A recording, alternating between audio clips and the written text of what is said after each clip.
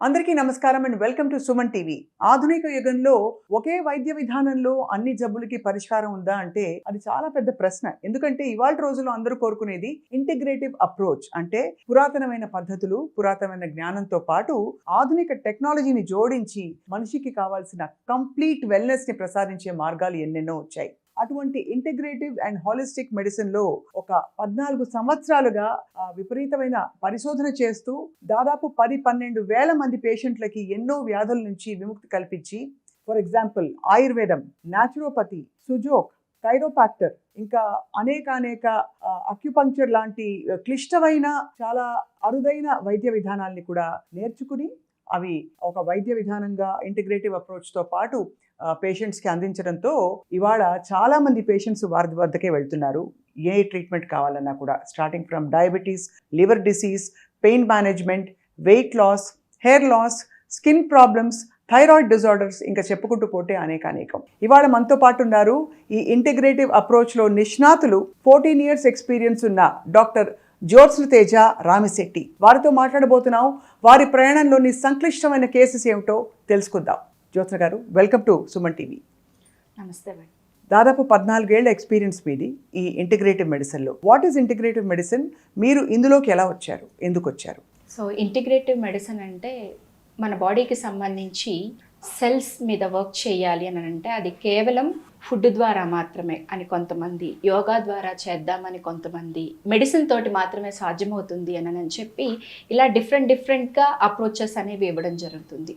కొంతమందికి హోమియోపతి బెటర్గా ఉంటుంది, కొంతమందికి ఆయుర్వేద బెటర్గా ఉంటుంది. అంటే ఒక సైన్స్ తప్పు, ఒక సైన్స్ గొప్పది, ఒక సైన్స్ తక్కువ అని కాదు.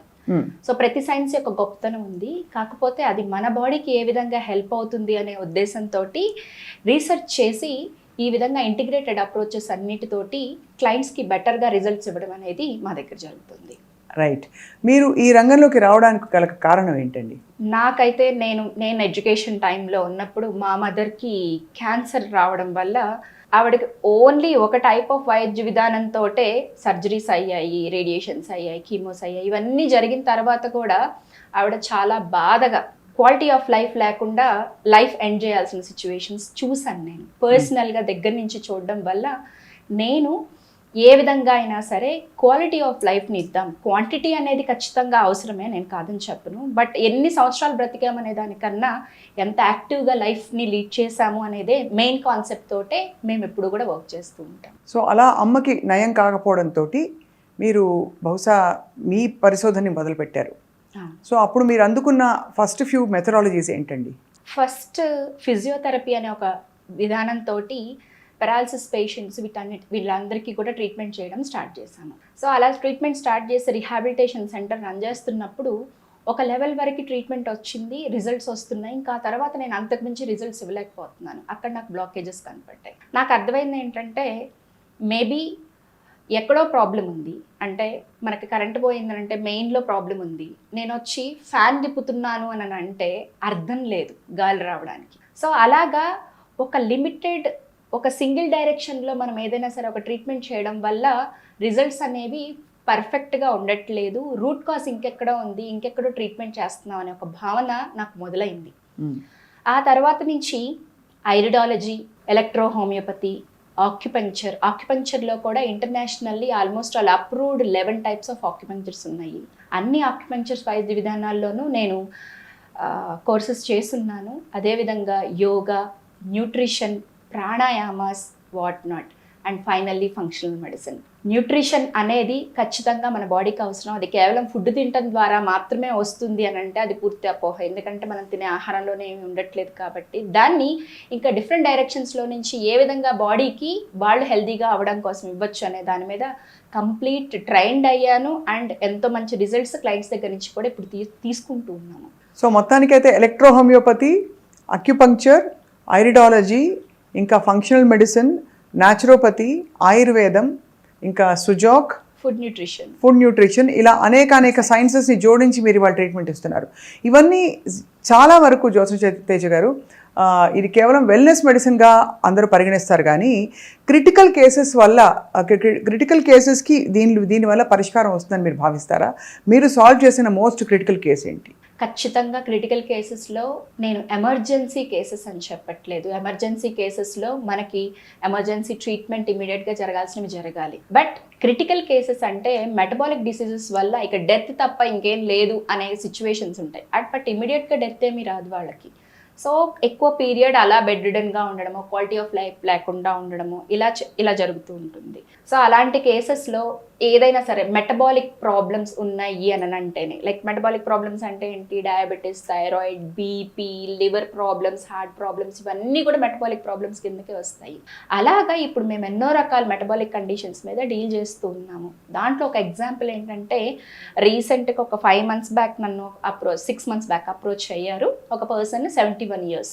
తనకి ఒక 2-3 రోజుల్లో ఓపెన్ హార్ట్ సర్జరీ చేయకపోతే సీరియస్ అవుతుంది అనేది తనకి చెప్పడం జరిగింది. తనకున్న ఒకటే కంప్లైంట్ ఏంటి, కేవలం ఒక 700 మీటర్లు కూడా నడవలేకపోవడం, నడిస్తే ఆయాసం వస్తుంది. అలాంటి ఒక పర్సన్ ఒక 4.5 months మన దగ్గర ట్రీట్మెంట్ తీసుకున్న తర్వాత ఇప్పుడు ఎంతో సునాయాసంగా 6 kilometers దూరం నడవగలుగుతున్నారు. ఎక్సలెంట్. అండ్ తను ఒక 25 years నుంచి డయాబెటీస్ ఉంది, 25 years నుంచి థైరాయిడ్ ఉంది. ఇన్స్పైట్ ఆఫ్ ఆల్ దీస్ 71 yearsలో still he is feeling young, looking young.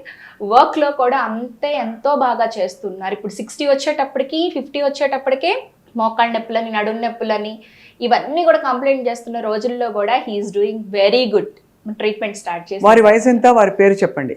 71 సంవత్సరాలండి. Prasad గారు తను. ప్రసాద్ గారు. సో వారికి ఇప్పుడు మీరు చేసిన ట్రీట్మెంట్స్ ఏంటి జ్యోత్స్న గారు? తనకి మేము ఇంటిగ్రేటెడ్ అప్రోచెస్లో ఓజోన్ థెరపీ ఇచ్చాము, ఐవీ న్యూట్రిషన్ ఇచ్చాము, ఆక్యుపంక్చర్ ఇచ్చాము. సో ఫుడ్ని న్యూట్రిషనల్ వాల్యూస్ తోటి ఏ విధంగా తీసుకోవాలి అనే దాని మీద కంప్లీట్గా ట్రైన్ వాళ్ళ పిల్లలందరికీ కూడా ఆ విధంగా ట్రైన్ చేయడం జరిగింది. అండ్ ఎలక్ట్రో హోమియోపతి, వీటన్నిటితోటి ఆయనకి ఇప్పుడు నయం అయ్యి ఆయన హార్ట్ కండిషన్ మెరుగైంది, ఇంకా బైపాస్ చేయాల్సిన అవసరం లేదంటారు. ఇంకా ఏదైనా కేసు ఉందా మీరు చాలా గర్వపడే కేసు? గర్వపడే కేసు అంటే ఇంకొకటి 31 years బాబు, నిమ్స్లో ఒక 6 months liver failure case. 31 years తనకి ఆల్కహాలిక్ లివర్ సిర్రోసిస్, కంప్లీట్గా లివర్ అనేది ఫెయిల్ అయ్యింది. నిమ్స్లో ఒక 1 month ట్రీట్మెంట్ తీసుకున్నారు. సో అలా తీసుకున్న తర్వాత కూడా 6 monthsలో మీరు లివర్ ట్రాన్స్ప్లాంటేషన్ కనుక చేయకపోతే చనిపోతారు అన్న స్టేజ్లో నా దగ్గరకు ఒక 2-3 పట్టుకొని తీసుకొని రావాల్సి వచ్చింది. అంటే ఏంటి, నడిచే ఓపిక కూడా లేదు ఆ పర్సన్కి. కరెక్ట్గా మనం 1.5 months to 2 months ట్రీట్మెంట్స్ ఇవ్వడం జరిగింది కంటిన్యూస్లీ మన దగ్గర నుంచి. ఇప్పుడు రిజల్ట్ ఏంటి అని అంటే, తన ఒక గవర్నమెంట్ ఎంప్లాయీ, హాయిగా బెటర్గా వెళ్ళి జాబ్ చేసుకుంటూ ఉన్నారు. అండ్ ఆల్కహాల్ తీసుకోవాలనే ఒక ఉద్దేశంలో నుంచి కూడా పూర్తిగా బయటకు వచ్చారు. De addiction plus liver condition మీద కూడా వర్క్ చేయడం జరిగింది. రిజల్ట్స్ చాలా అద్భుతంగా ఉన్నాయి. క్వాలిటీ ఆఫ్ లైఫ్ ఖచ్చితంగా పెరిగింది, క్వాంటిటీ కూడా ఖచ్చితంగా పెరుగుతుంది. చాలా చాలా అరుదైన, అంటే చాలా తీవ్రమైన వ్యాధులు, ఇలాంటి రికవరీస్ మనం అంత అరుదుగా చూస్తుంటాం మనం. బట్ కంగ్రాచులేషన్స్, అయితే మీకు అభినందనలు, మీ వైద్య విధానం ఇంతమందికి ఉపయోగపడిందని చెప్పి. జ్యోత్స్న గారు, నాకు ఎప్పుడు అనిపిస్తూ ఉంటుంది డాక్టర్ జ్యోత్స్న, మనం 100 ఏళ్ళు బ్రతకాలంటే ఆ తాపత్రయం అందరిలో ఉంటుంది. అసలు పాటించవలసిన మౌలిక సూత్రాలు ఏంటి మీ దృష్టిలో? మీరు 100 సంవత్సరాలు అన్న వెంటనే నాకు గుర్తొచ్చింది ఏంటంటే, నా గురించి ఐడియా ఉన్న, నా సరౌండింగ్ ఉన్న పీపుల్, మోస్ట్ ఆఫ్ నా క్లయింట్స్ అందరికీ నేను చెప్పేది ఒకటే, నేను 132 సంవత్సరాలు బ్రతుకుతానని. ఎందుకు 100కే కన్ఫైన్ చేయాలి మనం? సో ఎందుకు ఈ మాట అంటున్నానంటే, ఇప్పుడు మేము ఎవరి దగ్గర నుంచి విన్నా, మా పిల్లలకి కొంచెం పెళ్ళైతే చాలు, ఇంకా మా అవసరం తీరిపోతుంది, మేము ఉండాల్సిన అవసరం లేదనే ఒక మాటని చెప్తూ ఉంటున్నారనమాట. అంటే మనకి మనమే ప్రీడిటర్మైన్ చేస్తున్నాము, నేను ఇన్నాళ్ళు బ్రతికి చాలు, ఒక 60 ఏళ్ళు ఉంటే చాలు, లేకపోతే ఒక 70 ఏళ్ళు ఉంటే చాలు అని మనకి మనం ప్రీడిటర్మైన్ చేస్తున్నాం. మన బాడీ మనం ఏం చెప్తామో అది వింటూ ఉంటుంది. మనం 5 గంటలకు నిద్ర లేవాలి, ఒక ఇంపార్టెంట్ వర్క్ ఉంది, లేకపోతే ఒక ఫ్లైట్ ఉంది, ట్రైన్ ఉంది అని అంటే ఎలా అలా ఉన్నా సరే మనం లేస్తామో, రిపీటెడ్గా నేను 60, 70 ఉంటాను అని అంటే ఆ టైం కల్లా మన బాడీ స్లో డౌన్ అవ్వడానికి, కంప్లీట్గా లైఫ్ ఎండ్ చేయడానికి ప్రోగ్రామ్ చేసుకుంటుంది ప్రతి ఒక్క సెల్. అందుకనే మనకి మన పెద్దవాళ్ళు చెప్తూ ఉంటారు, తదాస్తు దేవతలు ఉంటారు, మీరు ఈ టైంలో ఏమీ మాట్లాడద్దు నెగిటివ్గా అని చెప్పి. సో మీతోటి మీరు ఏం చెప్తున్నారనేది చాలా జాగ్రత్త, ప్రతి ఒక్క మాటకి మనం బాధ్యతగా ఉండాలి. ఇది లైక్ ఫిలసాఫికల్గా చెప్పడానికి. అదే హెల్తీగా లైఫ్ టైం 100 years ఉండాలి అని అంటే, ప్రతి మనిషి కూడా 132 సంవత్సరాలు బ్రతకడానికి అవకాశం ఉంది. దానికి మనం ఏం చెయ్యొచ్చు అని అంటే, తాబేలు గురించి చెప్పాలంటే అత్యంత ఎక్కువ ఆయుర్దాయం ఉన్నది తాబేలు. 400 సంవత్సరాలు ఉంటుంది. సో ఎందుకు ఉంటుంది అని అంటే తాబేలు నిమిషానికి ఒక 2 నుంచి 3 సార్లు మాత్రమే గాలి తీసుకుంటుంది. అలా ఎప్పుడైతే మనం ఇప్పుడు 16 నుంచి 20 సార్లు నిమిషానికి గాలి తీసుకుంటూ ఉంటాము, మన శ్వాస రేట్ని, రెస్పిరేటరీ రేట్ని కనుక మనం తగ్గించుకోగలిగితే, అట్లీస్ట్ 8 to 9కి కనుక తెచ్చుకోగలిగితే మన బాడీలో ఆక్సిడేటివ్ స్ట్రెస్ తగ్గుతుంది. In spite of all the healthy habits, pranayamas మీద కనుక మనం కాన్సన్ట్రేట్ చేయగలిగితే ఖచ్చితంగా మనకి లాంగ్ లైఫ్ చేయడానికి అవకాశం ఉంటుంది. సో ప్రాణాయామం అంటే నిజంగా శ్వాసతోటే మన ఆయుష్ని పొడిగించాలంటున్నారు. అయితే 132 సంవత్సరాలు బ్రతకడం సాధ్యమా జ్యోత్స్న తేజ గారు? ఖచ్చితంగా సాధ్యమే. బ్రతికిన వాళ్ళు ఉన్నారు, ఇంకా బ్రతుకుతున్న వాళ్ళు ఉన్నారు. అది అద్భుతం అండి. డాక్టర్ జ్యోత్స్న తేజ, ఇంత మనం ఒక ప్రపంచంలో, పరుగుల ప్రపంచంలో ఇవాళ అన్నీ మారిపోయాయి, అన్నీ కల్తీలు అయిపోయాయని గగ్గోలు పెడుతున్నారు వైద్యులందరూ. సో మీ దృష్టిలో ఒక చాలా సర్వసాధారణంగా మనం వాడే ప్రోడక్ట్ మీ షెల్ఫ్లోంచి, మీ జీవితంలోంచి తీసి తొలగించి పడేయాలనే ప్రోడక్ట్ ఏంటండి? ఖచ్చితంగా అన్డౌటెడ్లీ చెప్పగలను, అందరూ వాడేది వంట నూనె. చాలా సహజంగా ప్రతి నెల మనం ఎన్నో తీసుకొని వచ్చి ప్రతి పూట ఎంతో రుచిగా చేసుకుంటున్నామనే అపోహతోటి ఒక విషాన్ని మన బాడీలోకి ఇస్తున్నాము. ఇప్పుడు మనకు వస్తున్న అన్ని రకాల వంట నూనెలన్నీ కూడా గానుగు నుంచి వచ్చినవి కాకుండా ప్యాకెట్లో వచ్చే ప్రతి ఒక్క ఆయిల్ కూడా, వంట ఆయిల్ మనకి ప్రమాదాన్ని తీసుకొని వస్తూనే ఉంది.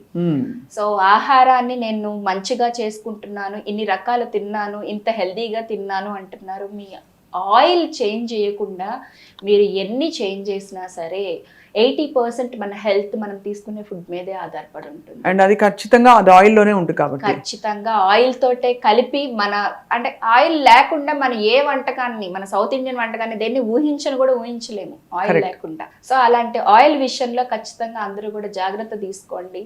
ఒక మధ్య తరగతి కుటుంబీకులు ఎవరైనా సరే ఆలోచించేది ఏంటంటే, నా వంట నూనెని కనుక మార్చడం వల్ల నాకు ఇంత బడ్జెట్ పెరుగుతుంది అంటారు. అది 10 ఏళ్ల తర్వాత మీరు హాస్పిటల్కి వెళ్ళే బడ్జెట్ని చాలా తగ్గిస్తుంది అంటాను నేను. అది కాబట్టి ఇది ఒక పెట్టుబడి లాంటిది మన ఆరోగ్యంలో.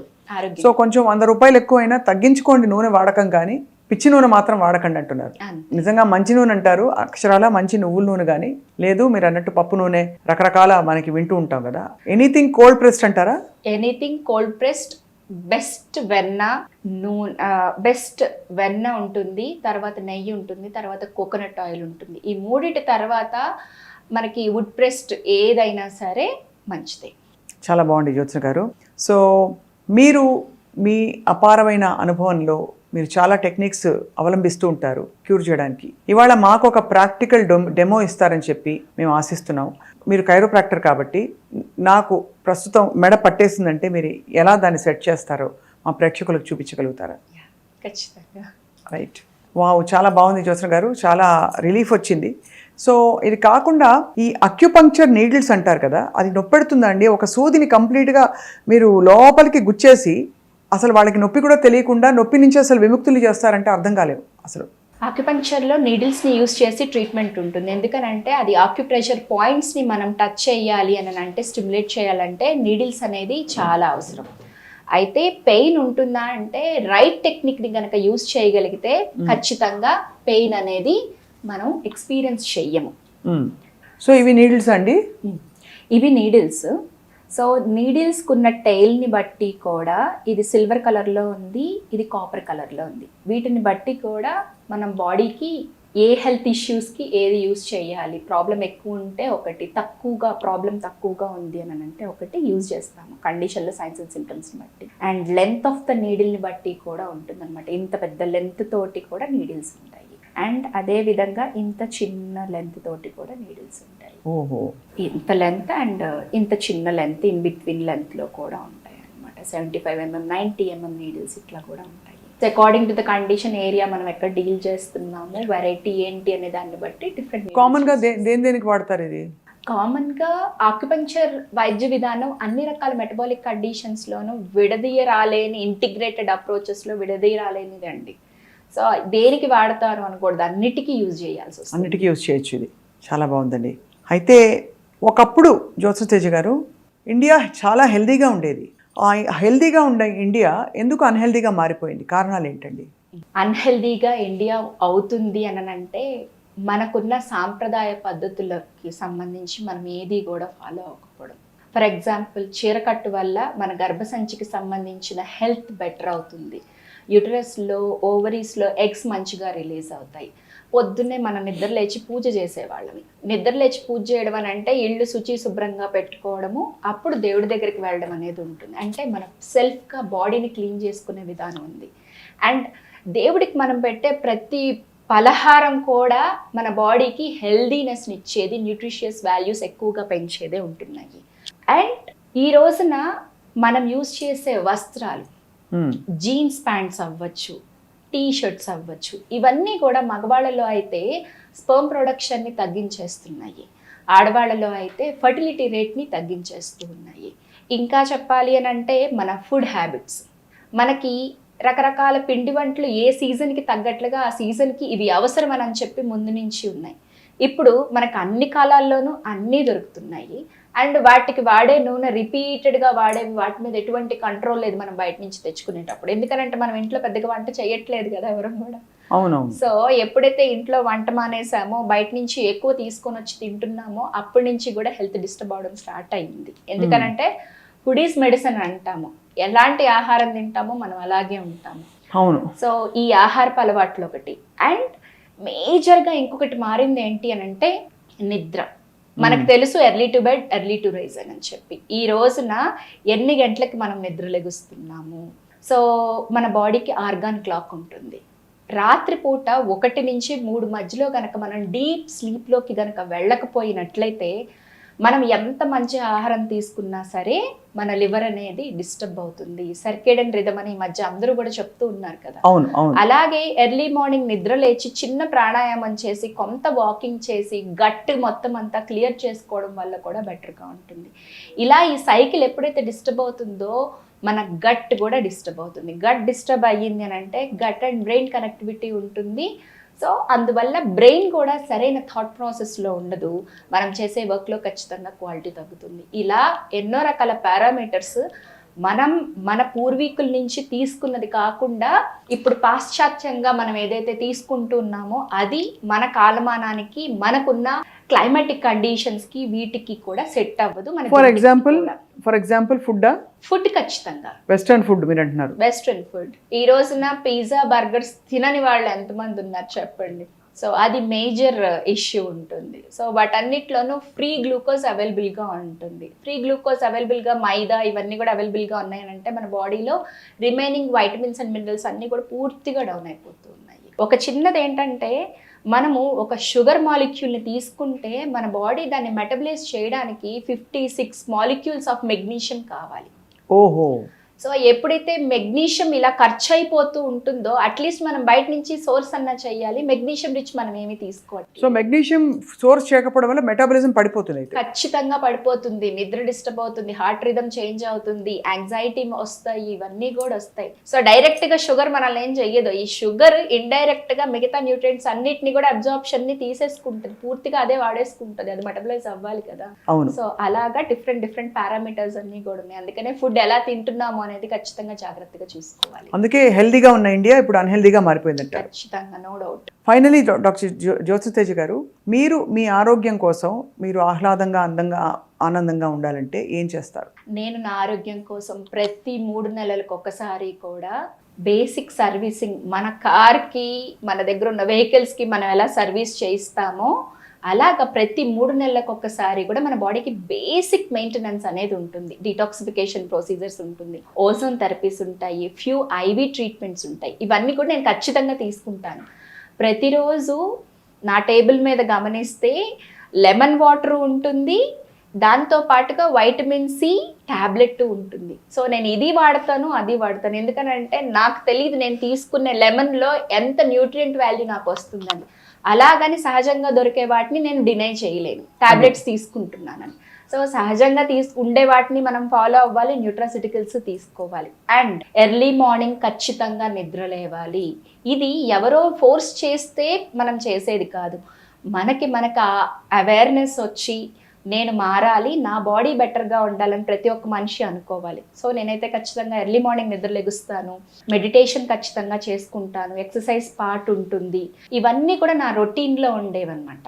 దాంతో పాటుగా నేను కొంచెం ఎక్కువ ట్రావెలింగ్ చేస్తాను. ట్రావెలింగ్ చేస్తున్నాను అని అంటే ఎక్కడ ఎలాంటి ఫుడ్ దొరికినా సరే తీసుకోను. ఒకవేళ నేను బయటికి వెళ్ళినప్పుడు తీసుకోవాలంటే మోస్ట్లీ ఫ్రూట్స్ని ఆప్షన్గా తీసుకుంటాను.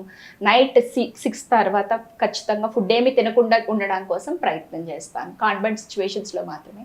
And daily 2 meals a day అనే దాన్ని ఎవరైనా సరే ఫాలో అవ్వగలిగితే మితంగా ఆహారం ఆరోగ్యాన్ని ఇస్తుంది అనేది ఖచ్చితంగా అందరూ తెలుసుకోవాల్సిన విషయం. ఆ మితంలో కూడా quality of vitamins and minerals ఉండేటట్లుగా versatility ఉండాలి, మితంలో హితం ఉండాలి ఖచ్చితంగా.